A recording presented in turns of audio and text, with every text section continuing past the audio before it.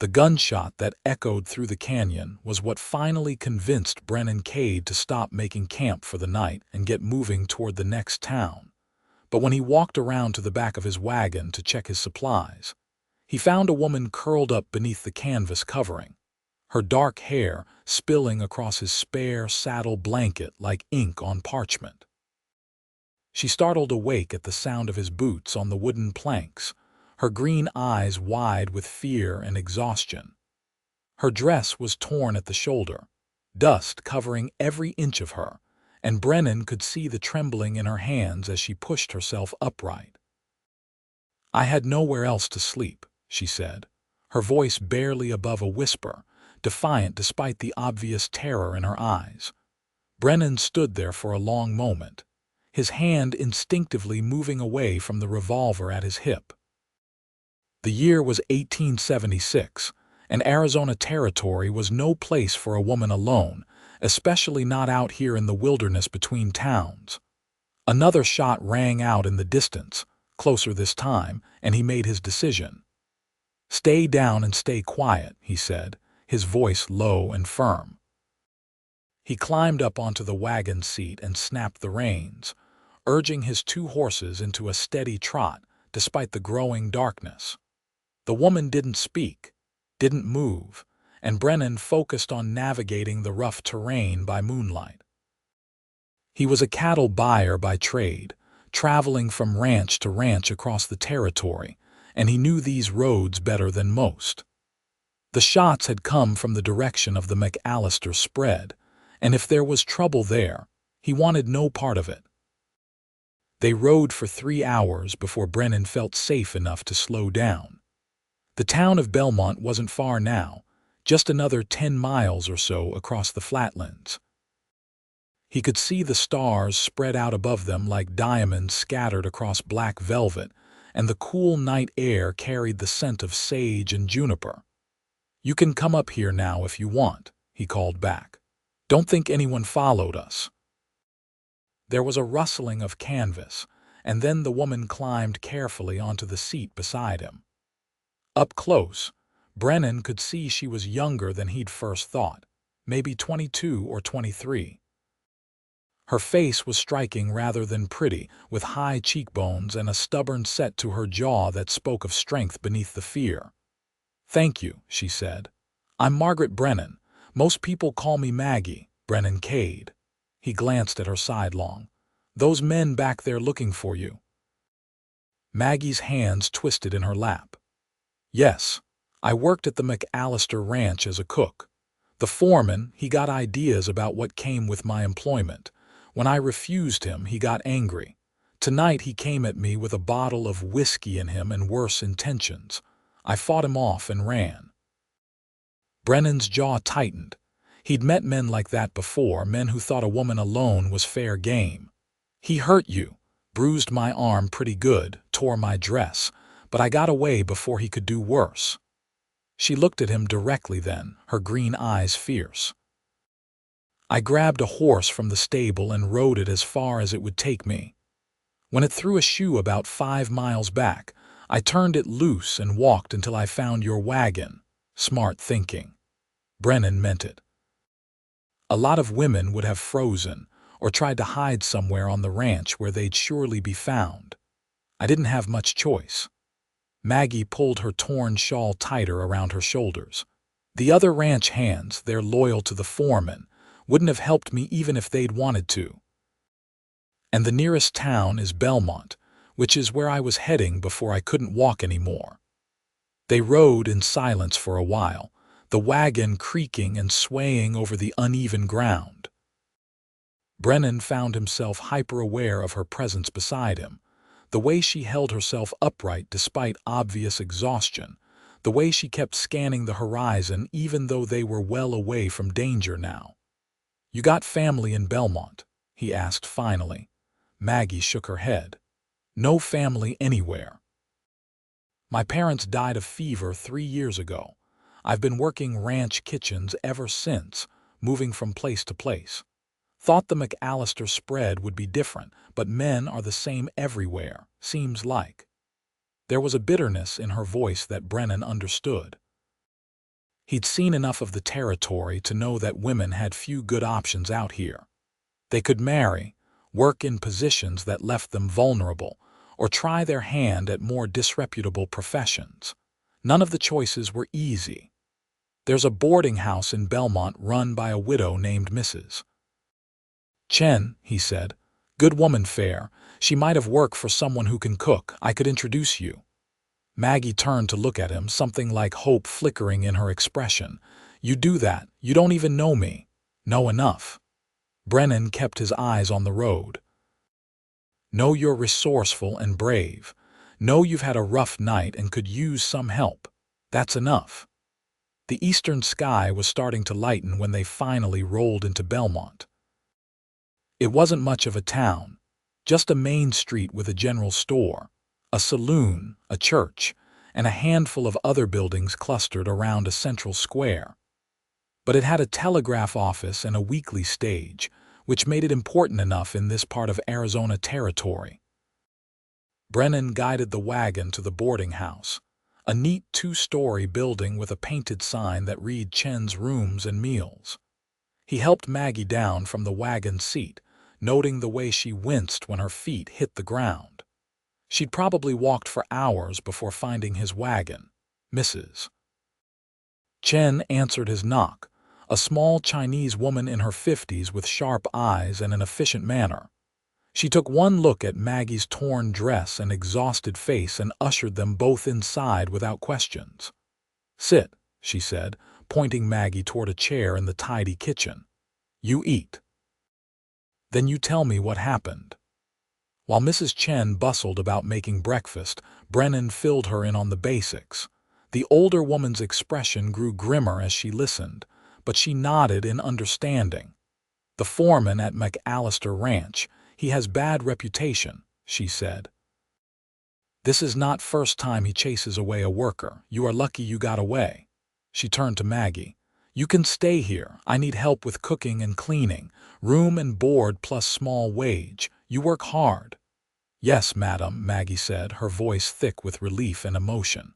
I work very hard. I promise you won't regret this. Mrs. Chen nodded. Good, you rest today, start tomorrow. Mr. Kade, you staying in town? Few days, Brennan said. Got business with some of the local ranchers.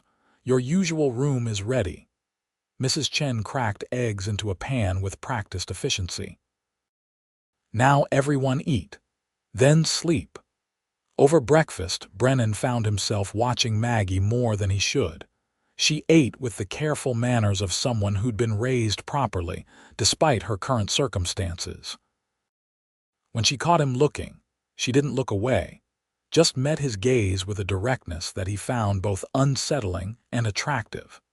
After the meal, Mrs. Chen showed Maggie to a small room on the second floor, and Brennan headed to his own room to catch a few hours of sleep. But he found himself lying awake, thinking about the woman sleeping down the hall. There was something about her that had gotten under his skin, some combination of vulnerability and strength that drew him in despite his better judgment. Brennan was 31 years old and had spent the better part of the last decade building his business, traveling from ranch to ranch buying cattle for the stockyards in Tucson. It was a good living, better than he'd had growing up as a ranch hand himself, but it was lonely work. He'd thought about settling down more than once, but the right woman had never come along, until maybe now. He pushed the thought away and finally drifted off to sleep as the sun climbed higher in the sky outside his window. When Brennan woke, it was late afternoon. He washed up and headed downstairs, where he found Maggie sitting on the back porch shelling peas into a bowl. She'd cleaned up and changed into a simple calico dress that Mrs. Chen must have lent her. Her dark hair was pinned up, revealing the graceful line of her neck, and the bruise on her arm stood out in stark purple against her pale skin. Feeling better? He asked, settling into the chair beside her. Much. Mrs. Chen is incredibly kind. Maggie's hands kept moving, splitting pods and dropping peas into the bowl with a steady rhythm. And I owe you a debt I can never repay. If you hadn't let me stay in your wagon, if you'd turned me over to those men." "Don't think about it," Brennan said. "You're safe now. That's what matters." They sat in companionable silence for a while, and Brennan found himself relaxing in a way he rarely did. Usually when he was in town, he was all business, meeting with ranchers and negotiating deals. But something about Maggie's presence made him want to slow down, to just sit and be. "Mrs. Chen says you're a cattle buyer," Maggie said after a while. "That must keep you traveling quite a bit." "Most of the year," Brennan admitted. "I've got a small place outside Tucson where I stay between trips, but I'm on the road more often than not." "Sounds lonely." "It can be." He looked at her. "But I like the work, like being my own boss, making my own decisions." Maggie smiled slightly. "I can understand that. Not many people get to say they're truly independent." Over the next few days, Brennan found excuses to stay in Belmont longer than necessary. He had legitimate business with a couple of the local ranchers, but he could have wrapped it up in a day if he'd really wanted to. Instead, he stretched it out, taking his time with negotiations, lingering over meals at the boarding house. He told himself it was because he wanted to make sure Maggie was settling in all right, that there was no trouble from the McAllister ranch. But the truth was simpler and more complicated than that. He was drawn to her in a way he'd never experienced before. Maggie seemed to feel it too. She sought him out in the evenings, sitting with him on the porch or taking walks through town as the sun set. They talked about everything and nothing, their conversations flowing easily despite having known each other such a short time. "I always wanted to see the ocean," Maggie confided one evening as they walked past the church. "My mother used to tell me stories about it, how the water goes on forever and the waves sound like thunder." "It's something to see," Brennan agreed. "I went to San Diego once, couple years back. The ocean is blue like you wouldn't believe, and the sound of it stays with you." "You'll have to take me someday," Maggie said, then blushed. "I mean, I'd like to go someday, if I ever get the chance." Brennan's heart kicked up its pace. "I'd like that, to take you, I mean." They stopped walking, standing in the deepening twilight while Belmont settled in for the night around them. Maggie looked up at him, her green eyes searching his face, and Brennan felt the pull between them like a physical thing. "Brennan," she said softly, "I know we've only known each other a few days, but I feel like I've known you much longer. Is that crazy?" "If it is, then we're both crazy," he said, "because I feel the same way." He reached out and took her hand, and the touch sent electricity through him. Maggie's fingers tightened on his, and they stood there for a long moment, just holding hands in the middle of the dusty street. "I should be getting back," Maggie said finally, though she didn't move. "Mrs. Chen will worry. Let me walk you." Brennan kept hold of her hand as they made their way back to the boarding house, and when they reached the front steps, he reluctantly let go. "Good night, Maggie." "Good night, Brennan." He watched her go inside, then headed back to the saloon where he'd told a couple of ranchers he'd meet them for drinks. But his mind wasn't on business anymore. It was on the dark-haired woman who'd stumbled into his life by accident and turned it upside down in the best possible way. The next morning, Brennan was checking over his wagon when he heard raised voices from the direction of the main street. He looked up to see 3 men on horseback riding into town, and his gut tightened when he recognized the McAllister brand on their horses. He moved quickly toward the boarding house, arriving just as the men dismounted in front of it. The one in the lead was a big man with a scarred face and mean eyes, and Brennan didn't need to be told this was the foreman Maggie had run from. "I'm looking for a woman," the foreman said loudly, addressing the few townspeople who'd come out to see what the commotion was about. "Dark hair, green eyes. She stole from the McAllister ranch and we want her back." Brennan stepped forward. "What exactly did she steal?" The foreman turned to look at him, his eyes narrowing. "Who are you?" Brennan Kade. "I do business with most of the ranchers around here, including Mr. McAllister, and I'm curious what this woman supposedly took." "Wages paid in advance," the foreman said without hesitation. "Food from the kitchen. A horse." "That's a lie," Maggie's voice rang out from the doorway of the boarding house. She stood there with Mrs. Chen beside her, her face pale but her chin lifted defiantly. "I never took wages I didn't earn. The only food I took was an apple for the road, and I turned that horse loose when it threw a shoe because I wasn't about to steal it."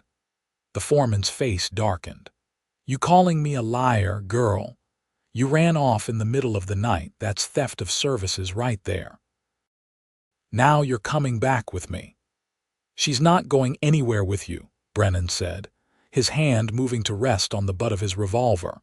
The two men with the foreman shifted in their saddles, and Brennan recognized the threat in their posture. But before things could escalate further, another voice cut through the tension. "What seems to be the problem here?" Sheriff Tom Wade stepped out of his office across the street, a gray-haired man with a weathered face and a reputation for fairness. Brennan relaxed slightly. Wade was a good lawman, one of the few in the territory who couldn't be bought or bullied. The foreman launched into his accusations again, but Wade listened with a skeptical expression. When he was done, the sheriff turned to Maggie. "What's your side of this, miss?" Maggie told the truth, her voice steady despite the fear Brennan could see in her eyes. She talked about the foreman's advances, his attack on her, her escape. When she was done, Wade nodded slowly. "Mr. Kade, you witness any of this?" "Found Miss Brennan sleeping in my wagon last night, clearly running from something," Brennan said. "She was terrified and had bruises on her arm. I brought her here to Mrs. Chen's place." Wade turned to Mrs. Chen. "You see these bruises?" "Yes," Mrs. Chen said firmly. "Finger marks on her arm, torn dress. She tells truth." The sheriff looked back at the foreman. "Seems to me you got different stories here, but I know Mrs. Chen doesn't lie and Mr. Kade's got a solid reputation. You, on the other hand, I've heard complaints about before. So here's what's going to happen. You and your men are going to ride back to the McAllister ranch and tell your boss that if he's got a problem with this situation, he can take it up with me directly. The girl stays here." "Now wait just a minute," the foreman started, but Wade cut him off. "No, you wait. I'm the law in this town and I say she stays. You got a problem with that, you can try taking it to the territorial court, but I promise you that won't go the way you want. Now get going before I decide to look into some of those other complaints I've heard about you." The foreman glared at Maggie with such hatred that Brennan stepped between them, his hand still on his gun. After a long, tense moment, the foreman spat in the dust and swung back up onto his horse. "This isn't over," he said. "Yeah, it is," Wade replied. "And if you come back here making trouble, you'll answer to me." The three men rode out of town at a gallop, and Brennan watched them go with a sick feeling in his stomach. Men like that didn't let things go, especially not when they'd been publicly humiliated. "Thank you, Sheriff," Maggie said, her voice shaking now that the confrontation was over. "Just doing my job, miss. But you be careful. That foreman's got a mean streak." Wade tipped his hat to her and headed back to his office. Brennan turned to Maggie and saw that she was trembling, the brave front she'd maintained during the confrontation finally cracking. Without thinking, he pulled her into his arms and she buried her face against his chest. "It's all right," he murmured. "You're safe. I won't let anything happen to you." Mrs. Chen tactfully went back inside, leaving them alone on the porch. Brennan held Maggie until her shaking subsided, acutely aware of how right she felt in his arms, how much he wanted to protect her from everything bad in the world. When she finally pulled back, her eyes were bright with unshed tears. "I'm sorry. I didn't mean to bring trouble to you or to Mrs. Chen." "You didn't bring trouble. That foreman did." Brennan kept his hands on her shoulders, looking down into her face. "Maggie, I need to ask you something. How would you feel about leaving Belmont?" "What do you mean?" "I mean coming with me. Not as my employee or anything like that, but as my companion, my partner." He took a deep breath, hardly believing what he was about to say. "I know it's fast. I know we barely know each other, but I feel something with you that I've never felt before. And if you stay here, there's always going to be the risk that foreman comes back or sends someone else. But if you're with me, I can protect you. We can go to Tucson or California or anywhere you want." Maggie stared at him, her lips parted in surprise. "Brennan, are you asking me to run away with you?" "I guess I am." He smiled slightly. "Crazy, isn't it? Completely crazy." But she was smiling too, and there was something warm and bright in her eyes that made his heart soar. "But I think I want to say yes. I think I've wanted to say yes since the moment you told me to stay down and stay quiet in the wagon." "Yeah, yeah." She reached up and touched his face, her fingers gentle against his stubbled cheek. "I don't have any reason to stay in Belmont except Mrs. Chen's kindness, and I feel safer with you than I've felt anywhere in years. So yes, I'll come with you. As your companion and partner, and whatever else we decide to be to each other." Brennan kissed her then, a soft, tentative press of lips that quickly deepened into something more passionate. Maggie melted against him, her arms coming up around his neck, and for a long moment the rest of the world ceased to exist. When they finally broke apart, both breathing hard, Brennan rested his forehead against hers. "We should probably talk to Mrs. Chen." "Probably," Maggie agreed, but neither of them moved for several long seconds. Mrs. Chen, as it turned out, was completely unsurprised by their announcement. "I see the way you look at each other," she said with a knowing smile. "You are good together, but Miss Maggie, you are sure about this? You know this man only few days." "I know," Maggie said, "but I trust him, and I trust my own judgment. This feels right in a way nothing else has in a long time." The older woman nodded. "Then you go with my blessing, but Mr. Kade, you treat her right, yes? Or you answer to me?" "Yes, madam," Brennan said seriously. "I promise you I will." They spent the rest of the day preparing to leave. Brennan had planned to head to Tucson anyway, and from there they could decide what came next. Maggie had few possessions to pack, just the borrowed dress and a few items Mrs. Chen insisted she take. As the sun began to set, they loaded up the wagon and said their goodbyes. Mrs. Chen hugged Maggie tightly, whispering something in her ear that made the younger woman nod and blink back tears. Sheriff Wade came by as they were getting ready to leave. "Heard you're heading out. Probably for the best, at least until things cool down with the McAllister Ranch. You watch yourselves on the road."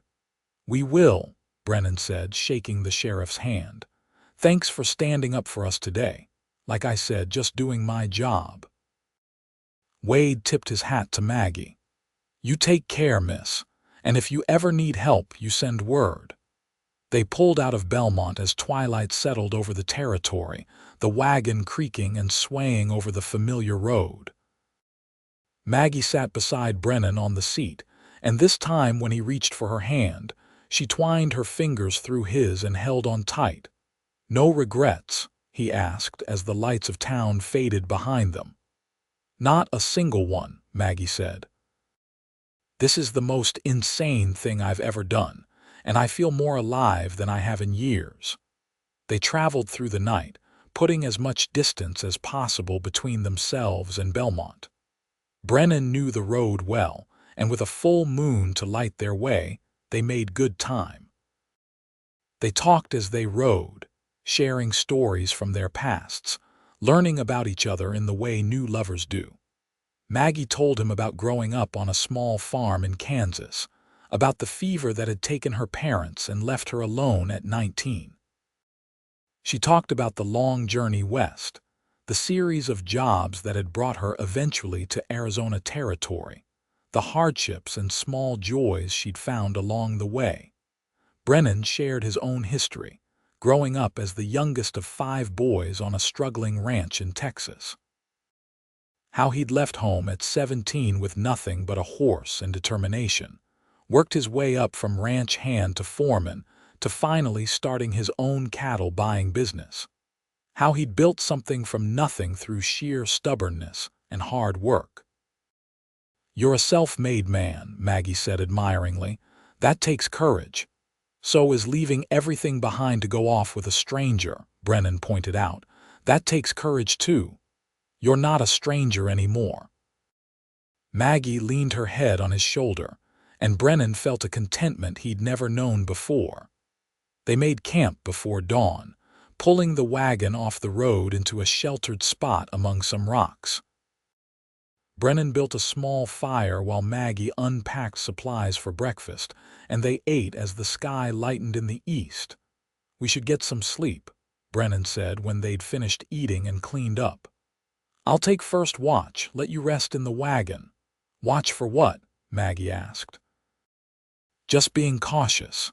That foreman struck me as the type to hold a grudge, and I want to make sure we're not followed." Maggie looked worried, but she nodded. "All right, but wake me in a few hours and I'll take a turn. No reason you should carry the whole burden. Deal." Maggie settled into the back of the wagon, and Brennan positioned himself where he could watch the road while also keeping the camp in view. The desert dawn was spectacular, all oranges and pinks and purples spreading across the vast sky, and he thought about how much his life had changed in just a handful of days. A week ago, he'd been a bachelor focused solely on business, content with his solitary existence. Now he had Maggie, and the future suddenly seemed full of possibilities he'd never let himself consider before. Marriage, maybe. A home that was more than just a place to sleep between trips. Children, even, someday. The thought should have terrified him, but instead it filled him with a warm anticipation. He woke Maggie around midday, and she took over the watch while he got some sleep. When he woke again in the late afternoon, she had coffee ready and was frying salt pork over the rekindled fire. "Anything?" he asked. "Quiet as a church on Monday," she said. "I think we're clear." They ate and then got back on the road, continuing south and west toward Tucson. The landscape gradually changed as they traveled, the high desert giving way to lower elevations with different vegetation. They passed other travelers occasionally, usually giving them a wide berth as was customary in the territory. On the 3rd day out from Belmont, they stopped at a small trading post to resupply. The owner was a grizzled old man who'd clearly been in the territory since before it was a territory, and he eyed them with the sharp assessment of someone who'd seen everything. "You two married?" he asked bluntly as Brennan paid for flour and coffee. "Not yet," Brennan said. "But we will be, soon as we get to Tucson." The old man grunted. "Good. Traveling together unmarried ain't proper even out here. You want my advice, you'll find a preacher at the next town and make it official." Brennan glanced at Maggie, who'd been looking at a display of ribbons. She met his eyes and blushed but didn't look away. "What do you think?" "I think the old man has a point," she said quietly. "I know we said we'd wait until Tucson, but if you're ready, I'm ready." Brennan's heart hammered in his chest. "You're sure?" "I've never been more sure of anything." The old man pointed east. "There's a town called Silver Creek about 10 miles that way. Got a circuit preacher who comes through every week or so. Might get lucky and catch him." They decided to take the detour. Silver Creek was even smaller than Belmont, just a cluster of buildings around a creek that gave the town its name. But there was indeed a church, and when they inquired at the general store, they learned that the preacher was in town and holding services the next day, which was Sunday. "He'll do weddings after services if you ask him nice," the storekeeper said. You'll need 2 witnesses, but I'm sure we can find folks willing." They spent the night camped outside town, and Brennan found himself too nervous and excited to sleep. Maggie seemed similarly affected, and they ended up sitting by the fire long into the night, talking about everything and nothing. "Are you scared?" Maggie asked at one point. "Terrified," Brennan admitted. "Not of marrying you, but of doing right by you. I want to give you a good life, Maggie." "You deserve that. I don't need much," she said. "Just honesty and respect and someone who sees me as a partner, not property. Can you give me that?" "Yes," he said without hesitation. "I can give you that." She smiled and kissed him, and they stayed wrapped in each other's arms until the fire burned down to embers and the stars wheeled overhead. The next morning they cleaned up as best they could in the creek and put on their best clothes. Maggie wore the calico dress Mrs. Chen had given her, and she'd washed her hair until it shone like polished wood. Brennan wore his good shirt and vest, brushing the trail dust from his pants and boots. The church was packed when they arrived, the entire population of Silver Creek apparently turning out for Sunday services. The preacher was a young man with kind eyes and an earnest manner, and his sermon was about love and commitment, which Brennan took as a good omen. After the service, they approached him and explained their situation. The preacher listened with growing interest and finally smiled broadly. "I'd be honored to marry you," he said. "Let me just finish greeting the congregation, and then we can do the ceremony." "You have witnesses." The storekeeper and his wife volunteered immediately, clearly delighted by the romance of it all. Within an hour, Brennan found himself standing at the front of the small church with Maggie beside him, repeating vows that felt more real and meaningful than any words he'd ever spoken. "I, Brennan Kade, take you, Margaret Brennan, to be my lawfully wedded wife. To have and to hold from this day forward, for better or worse, for richer or poorer, in sickness and in health, until death do us part." Maggie's voice was steady and clear as she repeated her own vows, and when the preacher pronounced them husband and wife, Brennan kissed her with all the love and promise he felt bursting in his chest. The storekeeper's wife insisted on hosting a small celebration at their home, and the whole town seemed to turn out for it. There was food and music and dancing, and Brennan whirled Maggie around the small parlor while fiddle music played and people clapped and cheered. "Mrs. Kade," he whispered in her ear as they danced. "I like the sound of that." "So do I," Maggie said, her eyes bright with happiness. "So do I, Mr. Kade." They left Silver Creek the next morning as husband and wife, gifts from the townspeople packed into the wagon alongside their own belongings. The storekeeper's wife had given Maggie a beautiful quilt she'd made herself, and the preacher had presented them with a Bible with their names inscribed inside. "People are kind," Maggie said wonderingly as they rattled down the road. "When they want to be, people can be so incredibly kind." "You bring that out in them," Brennan said. "You brought it out in me." They reached Tucson a week later, the territorial capital, a sprawling, bustling place compared to the small towns they'd passed through. Brennan had a small adobe house on the outskirts of the city, and he watched Maggie's face anxiously as they approached it. "It's not much," he said. "Just 2 rooms and a kitchen. But it's solid, and there's a well nearby, and I own it free and clear." Maggie looked at the neat little house with its tiled roof and whitewashed walls, at the small garden plot someone had once tended, and that had since gone to weeds, at the mountains rising purple and magnificent in the distance. "It's perfect," she said. "It's home." They settled into married life with surprising ease. Brennan had business to attend to in Tucson, meeting with the stockyard owners and planning his next buying trip. But for the first time in his adult life, he found himself reluctant to leave home. Being with Maggie was better than anything he'd imagined. and every day brought some new discovery about her. She was an excellent cook, as she'd claimed, but she was also clever with numbers and helped him organize his business ledgers in a way that made much more sense than his previous haphazard system. She had a green thumb and soon had the garden plot flourishing with vegetables and herbs. She sang while she worked, old ballads and folk songs that filled the house with music. And at night, in the privacy of their small bedroom, they came together with a passion that left them both breathless and amazed. Brennan had been with women before, but nothing had prepared him for the intensity of making love to someone he truly loved, someone who loved him in return.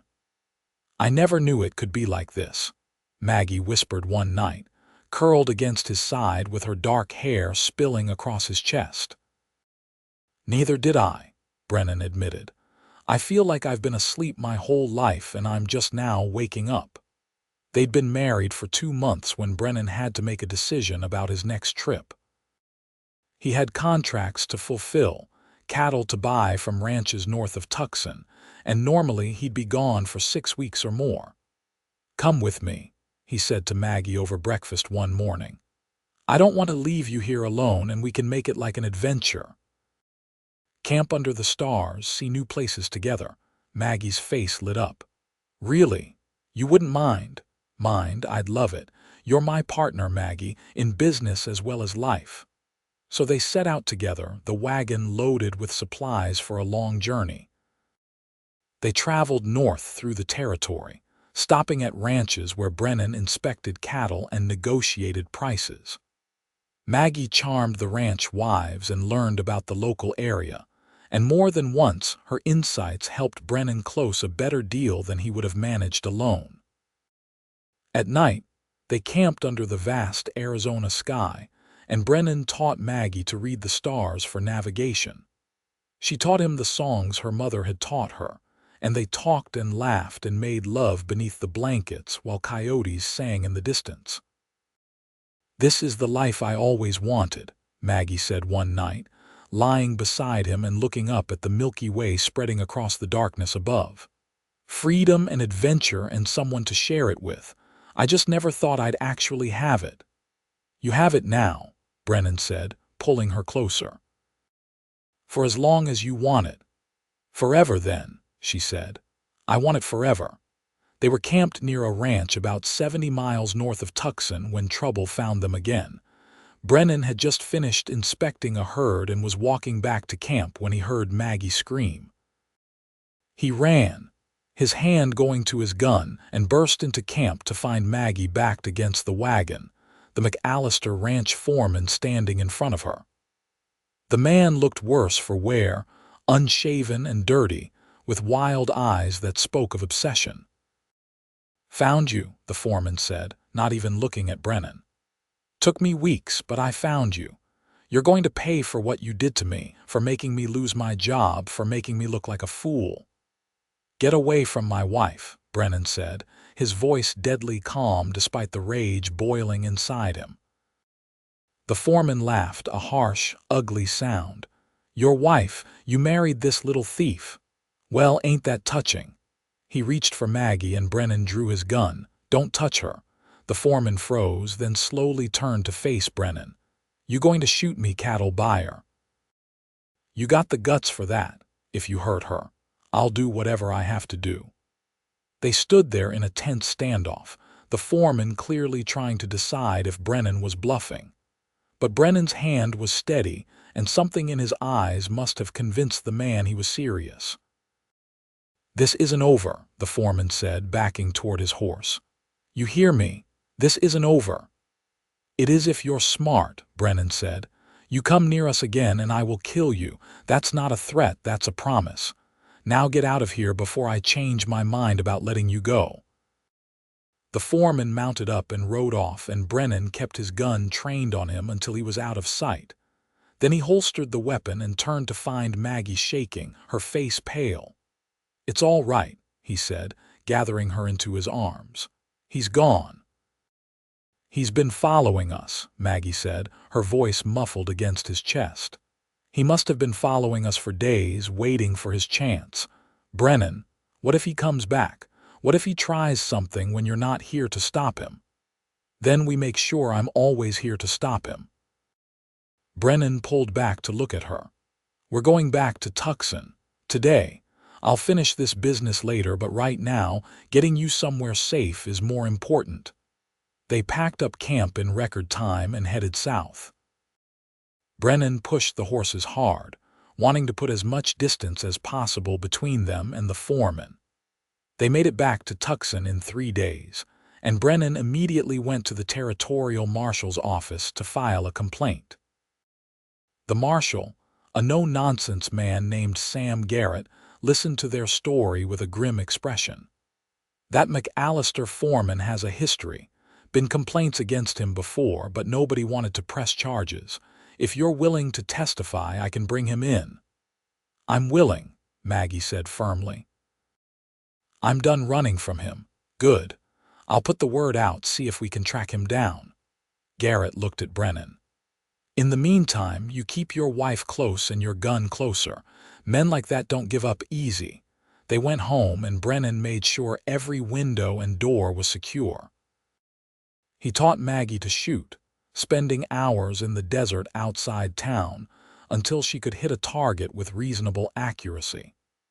It wasn't that he wanted her to have to defend herself, but he needed to know she could if she had to. "I hate this," Maggie said one evening as they cleaned the guns after practice. "I hate that he's made us afraid, made us change our lives." "I know, but it won't be forever. Garrett will find him, and then this will be over." But weeks passed with no word. The foreman had seemingly vanished, and the not knowing was almost worse than the confrontation had been. Brennan canceled his next buying trip, unwilling to leave Maggie alone. They stayed close to home, and the joy they'd found in their early marriage was shadowed by constant vigilance. Then, on a hot afternoon in late summer, Marshal Garrett came to their door with news.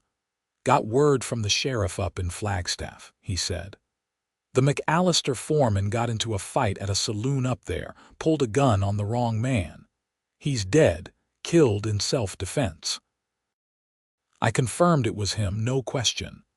Brennan felt Maggie sag with relief beside him, and he put his arm around her to steady her. "You're sure?" "Positive. Saw the body myself. He won't be bothering you anymore."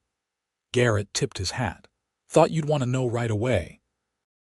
After the marshal left, Maggie sat down heavily in a chair and started to cry. Brennan knelt beside her, holding her hands. "It's over," he said gently. "It's really over now." "I didn't want him dead," Maggie said through her tears. "I know he was awful, but I didn't want that. I know." "But he made his own choices, Maggie. This isn't on you." She nodded, wiping at her eyes. "I just want to move forward now. I want to live our life without this shadow hanging over us." "Then that's what we'll do," and they did. With the threat of the foreman finally gone, they were able to relax and truly enjoy their life together. Brennan resumed his buying trips, and Maggie came with him on most of them, the two of them becoming a familiar sight on the ranch circuit. They saved their money carefully, and within a year, they were able to buy a larger piece of property outside Tucson with room for their own small herd of cattle. It was hard work building up the ranch, but they did it together, and there was satisfaction in creating something that was truly theirs. On their second wedding anniversary, Maggie told Brennan she was pregnant. He was so overcome with emotion he couldn't speak for a moment, just pulled her into his arms and held her while joy and terror warred inside him. "We're going to be parents," he finally managed to say. "We are," Maggie said, laughing and crying at the same time. "Are you happy?" "Happy doesn't even begin to cover it." He kissed her, pouring all his love and excitement into the gesture. "Thank you, Maggie. Thank you for everything you've given me." Their son was born in the spring of 1878, a healthy baby boy with Maggie's dark hair and Brennan's blue eyes. They named him William, after Brennan's father, And from the moment Brennan held his son for the first time, he understood love in a way he never had before. Maggie was a natural mother, patient and loving but also practical. She carried William with her as she worked, singing to him while she tended the garden or cooked meals. Brennan found himself hurrying through his business so he could get home faster, eager to spend time with his growing family. "He has your stubborn streak," Maggie said one evening, watching as 10-month-old William determinedly tried to pull himself up on a chair for the 100th time. "And your determination," Brennan said, scooping up his son and tossing him in the air, delighting in the baby's squeals of laughter. "He's going to be unstoppable." When William was 2, Maggie became pregnant again, and this time she gave birth to a daughter they named Sarah. The little girl had her mother's green eyes and a disposition so sunny that even cranky old ranchers smiled when they saw her. Life settled into a rhythm that felt right. Brennan's business continued to thrive, and they expanded the ranch bit by bit. They built a larger house with room for their growing family, and Maggie made it a home with curtains she sewed herself and furniture Brennan built in the evenings. They made friends in Tucson and the surrounding area, became pillars of the community. Maggie organized a school for the ranch children in the area, teaching them reading and writing in the mornings before tending to her own work. Brennan served on the Territorial Cattlemen's Association, helping to establish fair practices and prices. "Sometimes I can hardly believe this is my life," Maggie said one evening as they sat on their porch watching William and Sarah play in the yard. "5 years ago I was running for my life with nothing to my name. Now I have everything I could ever want." "We both do," Brennan said, reaching for her hand. "And it all started because you needed a place to sleep and picked my wagon," Maggie laughed. "Best decision I ever made."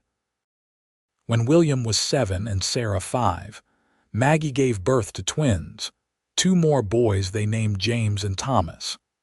The house was chaos with 4 children, but it was joyful chaos, full of laughter and noise and love. Brennan watched his sons help with the ranch work, teaching them about cattle and horses and the land. He watched his daughter help her mother in the garden, learning about plants and cooking and all the practical skills she'd need. And he marveled at how full his life had become, how rich in all the ways that mattered. "You're a good father," Maggie told him one night after they'd finally gotten all 4 children to bed. "I hope you know that." "I try," Brennan said. "I want to give them everything, Maggie. Every opportunity, every advantage. You're giving them love and security and a good example," she said. "That's what matters most." The years passed, bringing both joys and sorrows as all lives do. They lost friends to illness and accidents, celebrated births and weddings, weathered droughts and financial setbacks. Through it all, they had each other, and that was enough. When William turned 18, he announced his intention to join Brennan in the cattle business full-time. Sarah, at 16, was already running much of the household and helping teach the younger children. James and Thomas, at 11, were inseparable and constantly getting into mischief together. "We've raised good kids," Brennan said to Maggie as they prepared for bed one night.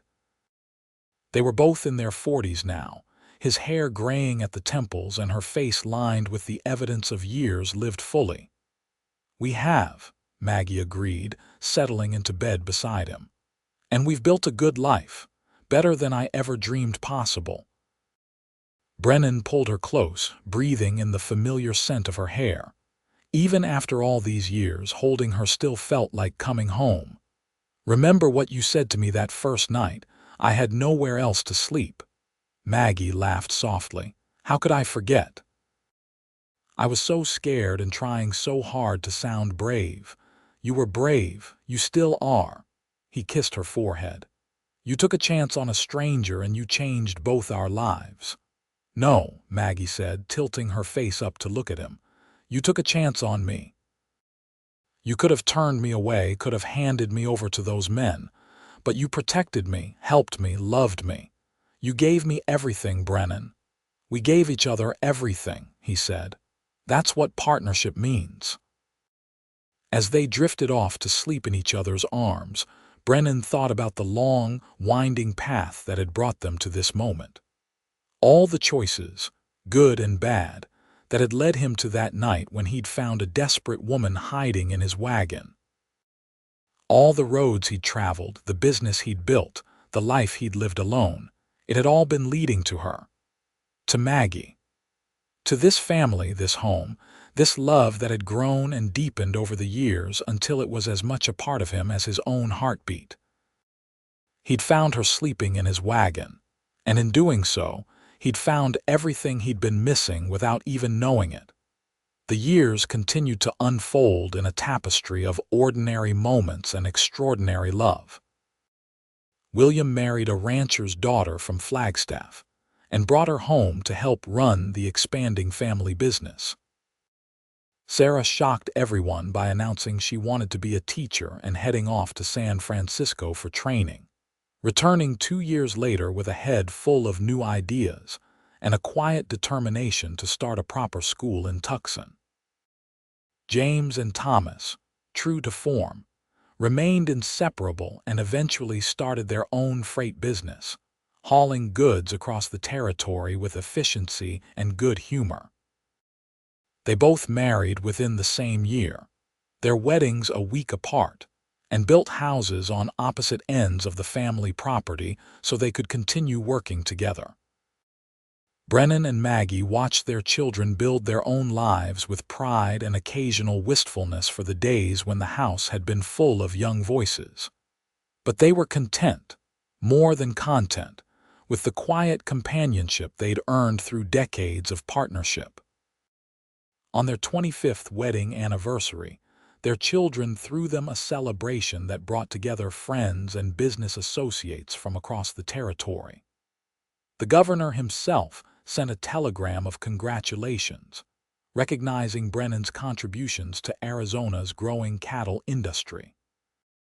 25 years, Maggie said as they danced together in the barn that had been decorated for the occasion. It feels like both forever and no time at all. I'd do it all again in a heartbeat, Brennan said, pulling her closer. Every single moment, even the scary parts. The running and the foreman and all those sleepless nights with babies, especially those parts. They're what made us who we are. Maggie smiled up at him, and Brennan was struck by how beautiful she still was to him. The years had touched her, of course, given her gray hair and lines around her eyes. But to him, she was still the brave, determined woman who'd looked him in the eye and said she had nowhere else to sleep. As they grew older, they gradually handed over more of the ranch operations to William and his wife. Brennan still consulted on major decisions, still rode out to inspect the herds when the mood struck him, but he was content to step back and let the younger generation take over. He and Maggie spent their days working in the garden, reading together in the evenings, taking long rides across the property they'd built together. They welcomed grandchildren with joy, filling the house once more with young laughter. Grandmother. One of William's daughters would call, running to Maggie with some treasure found in the yard or question that needed answering. Maggie would scoop her up, settling the child on her hip as easily as she'd once done with her own babies, and Brennan's heart would swell with love for both of them. On quiet evenings, they'd sit on the porch and watch the sunset paint the sky in brilliant colors, their hands clasped together as they'd been for so many years. "Tell us the story," the grandchildren would beg when they visited. "Tell us how you met." And Brennan would begin, "Well, I was making camp for the night when I heard a gunshot in the distance," while Maggie smiled and shook her head at his dramatic embellishments. But the children loved the story, loved hearing about their grandmother's bravery and their grandfather's kindness, about the foreman who chased them and the small-town wedding and the life they'd built together from nothing but determination and love. "It's like a fairy tale," one of the grandchildren said once. "No," Maggie corrected gently. "It's better than a fairy tale, because it's real and it wasn't always easy and we had to work for it every single day, but that's what made it worth having." When Brennan was 65 and Maggie 62, they decided to take the trip she'd once dreamed of. They traveled by train to San Diego, their children insisting on paying for the journey as a gift. And they stood together on the beach, watching the Pacific Ocean roll endlessly toward the shore, the sound of the waves like thunder just as Maggie's mother had described. "I wish I could have told her," Maggie said softly, tears streaming down her face. "I wish I could have told my mother that I made it here, that I got to see this." "She knows," Brennan said, holding her close. "Wherever she is, she knows, and she's proud of you just like I am." They spent a week in San Diego, walking along the beach every day, collecting shells and watching the sunset over the water. It was different from the Arizona sunsets they knew so well, but no less beautiful. "Thank you," Maggie said on their last evening there, "for bringing me here. For keeping your promise, even though it took us 30 years to get around to it." "Some promises are worth waiting for," Brennan said. They returned to Tucson and their ranch, to their children and grandchildren and the life they'd built. The seasons continued to turn, bringing the monsoons of summer and the cool winters, the cycle of birth and growth and harvest that marked the passage of time. Brennan was 70 when his health began to fail, his heart weakening in a way that even his stubborn will couldn't overcome. Maggie tended him with the same fierce determination she'd brought to everything in her life, but they both knew his time was growing short. "Don't you dare apologize," Maggie said when he tried to tell her he was sorry for leaving her. "We knew this day would come eventually. I just wish we had more time." "We had a lifetime," Brennan said, his voice weak but certain. "We had more than most people ever get. I have no regrets, Maggie, not a single one." "Neither do I," she said, holding his hand. "You gave me everything, Brennan Kade. A home, a family, a love that sustained me through every hardship. I am so grateful I found your wagon that night." "I'm grateful you did too," he said. "Best thing that ever happened to me." He passed peacefully in his sleep a few days later, with Maggie beside him and his children gathered around. The funeral was attended by hundreds of people whose lives he'd touched over the years, and the stories shared spoke to a life well lived and a man well loved. Maggie grieved, but she was not broken. She had her children and grandchildren, had the ranch they'd built and the community they'd served. And she had decades of memories, stored up like treasure, of the man who'd taken in a desperate stranger and made her his partner in every way. She lived another 12 years, remaining active and engaged until the very end. She saw her grandchildren grow and marry, welcomed great-grandchildren into the world. She continued teaching, sharing her knowledge and experience with younger generations. And she never stopped telling the story of how she and Brennan had met, keeping his memory alive through the retelling. When Maggie finally passed, peacefully in her sleep at the age of 84, her children laid her to rest beside Brennan on a hill overlooking the ranch they'd built together. The headstones were simple but beautiful, marking the graves of two people who'd found each other by chance and built a love that had lasted a lifetime and beyond. Their descendants continued the ranch for generations, keeping the Kade name alive in Arizona ranching circles. And the story of Brennan and Maggie became family legend, told and retold at gatherings, a reminder of the power of kindness, courage, and love, because it had all started with a simple act of compassion. A man who'd found a woman sleeping in his wagon and chosen to help her rather than turn her away. A woman who'd taken a chance on a stranger and found her home. they'd built something beautiful together, something that lasted long after they were gone. A legacy of love and family and hard work, of partnership and mutual respect, of two lives intertwined so completely that they became one story. And it was a story worth telling, worth remembering, worth passing down through the generations as an example of what was possible when two people found each other at exactly the right moment and had the courage to take a chance on love. The ranch still stood, over 100 years later, managed by Brennan and Maggie's great-great-grandchildren. The original house had been expanded and modernized, but the porch where they'd sat so many evenings remained, as did the barn where they'd celebrated their 25th anniversary. And sometimes, on quiet evenings when the sunset painted the Arizona sky in brilliant colors, if you listened very carefully, you might almost hear the echo of their voices, the sound of their laughter, the whisper of a love story that had begun with 6 simple words and had never truly ended. I had nowhere else to sleep. Those words had changed everything, had set in motion a chain of events that created a family, built a legacy, and proved that sometimes the most important moments in life come when you least expect them. Brennan Kade had been a lonely cattle buyer traveling the Arizona Territory. Maggie Brennan had been a desperate woman running from danger with nowhere to turn. Together, they'd become something more, something lasting, something beautiful. They'd become each other's home, each other's safe harbor in the storms of life. And that was worth more than all the gold in California, all the cattle in Texas, all the success in the world.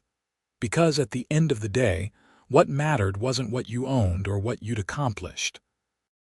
What mattered was who you loved and who loved you in return. What mattered was the life you built together, the family you created, the love you shared.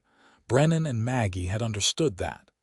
They'd lived it every day of their marriage, through good times and bad, through hardship and triumph. And their story stood as a testament to the enduring power of love, the importance of kindness, and the magic that could happen when two souls found each other at exactly the right moment. Their love story had begun in a wagon on a dark night in 1876, with a gunshot in the distance and a desperate woman seeking shelter. It had grown through adventures and challenges, through building a home and raising a family, through decades of partnership and mutual devotion. And it had never ended, not really, because true love doesn't end when life does. It continues in the children and grandchildren and great-grandchildren who carry forward the values and lessons learned. It continues in the stories told around dinner tables and at family gatherings. It continues in the land that still bears the marks of their labor and the legacy they created.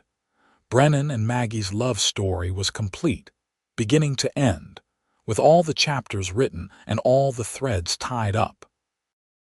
They'd found each other, fallen in love, built a life together, raised a family, and left behind a legacy that would last for generations. It was a love story for the ages, set against the backdrop of the American West in all its wild beauty and harsh reality. A story of two people who'd had the courage to take a chance on each other, to build something from nothing, to create a love that could withstand anything life threw at them. And it all started because one man chose kindness when he found a stranger sleeping in his wagon, and one woman was brave enough to trust him with her safety and, eventually, her heart. That was how love stories were supposed to go.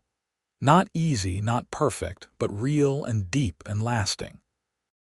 The kind of love that changed lives, built families, created legacies. The kind of love that Brennan Kade and Maggie Brennan had found in each other and had nurtured and cherished for all their days together and beyond.